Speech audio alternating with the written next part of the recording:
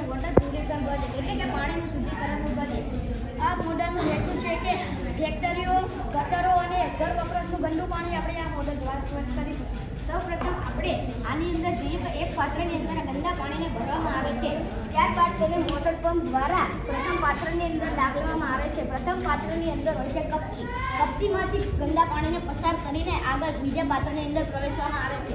તેની અંદર રેતી અથવા નાના કાંકરાઓ હોય છે। ત્યારબાદ તેને ગંદા પાણીને તેમાંથી પસાર કરીને નીચે જવા દેવામાં આવે છે। નીચે હોય છે રેતીની અંદરથી ગંદા પાણીને પસાર કરીને તેને રૂ અને કાપડના ટુકડા જેની અંદર નીચે પાત્રની અંદર છે તેની અંદર પ્રવેશવામાં આવે છે।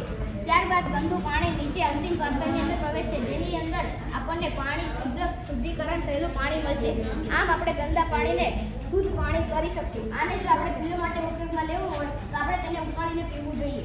આમ ગંદુ પાણી જ્યારે આપણે પ્રથમ પાત્રમાં નાખ્યું ત્યારે તેની પીડીએ 500 થી 1000 હતી અને સમગ્ર પ્રક્રિયા બાદ આપણને અંતિમ પ્લાસ્ટિકના ગ્લાસમાં આપણને જે પાણી મળ્યું એની ટીડીએસ 100 થી 150 હતી। આનો તફાવત શુદ્ધિકરણ પહેલાં ટીડીએસ 800 થી 1000 અને શુદ્ધિકરણ પછી ટીડીએસ 100 થી 150। આ પાણીને આપણે ઘર વપરાશમાં ઉપયોગમાં લઈ શકીએ। જો આપણે તેને પીવામાં ઉપયોગ લેવું હોય તો તેને આપણે ઉકાળીને પી શકીએ।